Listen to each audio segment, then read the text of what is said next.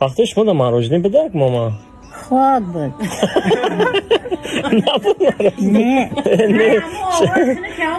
شما کجا در زندگی میکنی مراجعه ما نبود؟ در امو رایون داشتی جا مراجعه چند ساله بودی خوردی؟ مراجعی را چون من میچودا خوردیم چند ساله بودی؟ اینجا هم بابا هم آقای نخی چشمه دار که از هر مراجعه دستاز بگو خیلی در کجا زندگی میکردی؟ دوره یوشیده؟ در داشتی جم دست جم داره بابا او خنه که او چیای وای مراجعی دنخ شودن ای همه او خنک رازی هم از این خندانکی درسته ماما امی عاشقی درسته پیشه نیکو اکه آدم وای شاکه چی میکنن اگه نه وقت شما میکردین عاشقی اکه نمیدونم فراموش کرد کم کم میکردی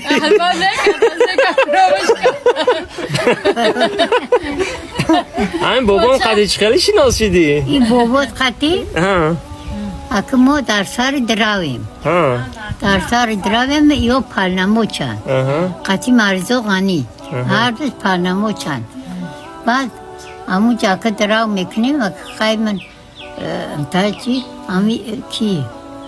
همی مرزو غنی و همی پرسیده استانو کی شو داری نداری میگم که نه ندارم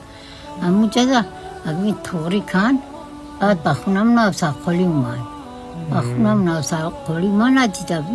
رازی شناسه بورا هم مجازیر شده است ایگا پی خبر هایده که بستیم مقصد با او روی محمدی شو کنه نخطو نشرموندن اکنه نوشخوی میسته ای بشرمای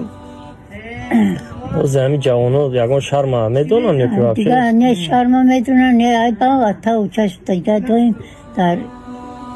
ایزو شرمای چی با که تریش دیگه نم جوانو وزیرا ای دوره به شرمی به اتوبی به نمتایی او وقت ایزو میکشیده نه پیش مردک در نون خوردنم نتونه نمیرفتیم وقتی مردکو سردن نونم میخوردیم باز دخترها یاش در دستاشون مروجنی و لیسیده مثلا خیلی لیسیده دیگه خوردن